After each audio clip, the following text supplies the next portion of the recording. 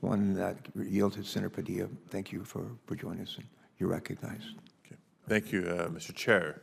Administrator Regan, I want to start by thanking you and your staff at the EPA for your collaboration, not just with my office, but a lot of state and local leaders in California on the many pressing chemical cleanup, clean water, and clean air challenges that we face in California.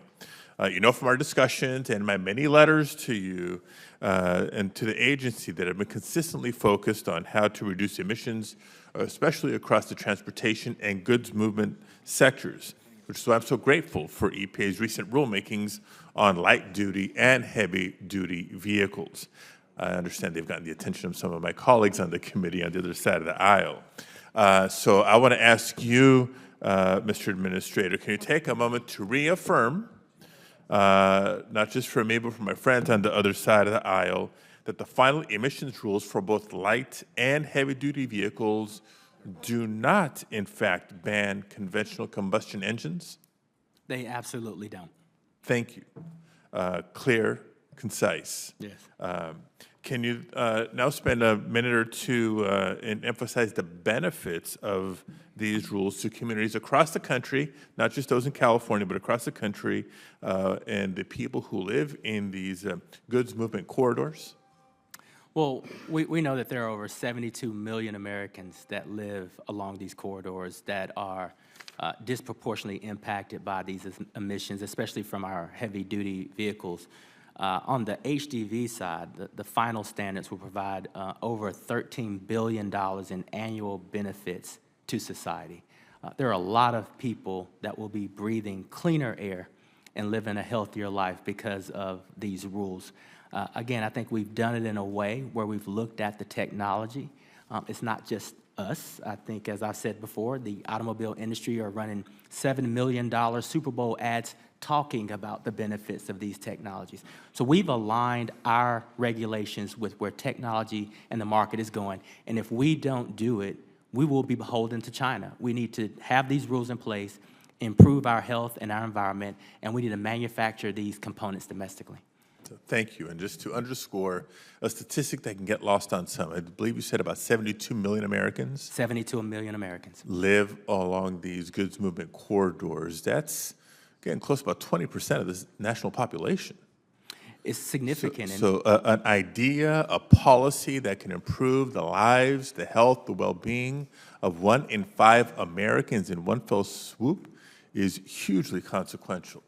Now, just in addition to all that work, I know and I know you know that we can't stop with cars and trucks given the significant pollution stemming from the rest of the freight system. California's ports, as busy as they are and as successful as they are, along with our freight system, move the goods that fuel not just the local and regional, but truly our national economy. Yet it's California communities that bear the burdens of the poor air quality and harmful climate impacts that come with goods movement. That's why I've consistently called on the EPA, as you know, to do more to reduce emissions from locomotives and ships and planes and off-road equipment as well. Now, the EPA and the administration do deserve a lot of credit for launching 2 efforts just this past month and a half to do just that.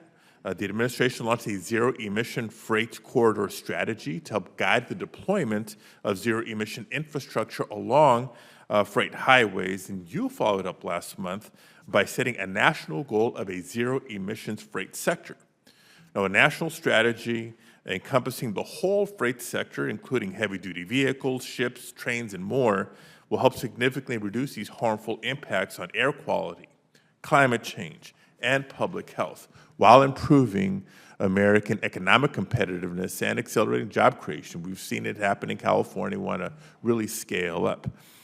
Mr. Administrator, can you describe what the next steps are that the EPA plans to take to implement both the freight corridor funding strategy and the national goal of achieving a zero-emission freight sector? Well, I'll say, this is a very important topic, and I've spent time in Georgia, New Jersey, California, just visiting with these ports.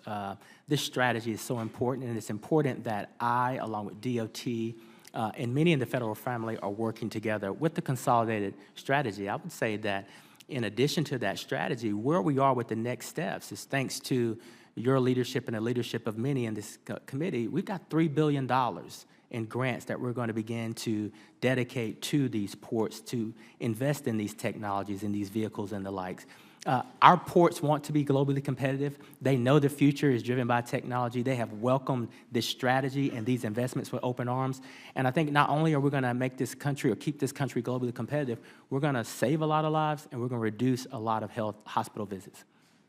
Thank you very much. We've set ambitious goals. You visited. We've invested. We're setting more ambitious goals. You're going to continue to visit and look forward to seeing you soon back in California. Absolutely. Thank you, Mr. Chair. Thanks, Senator Padilla.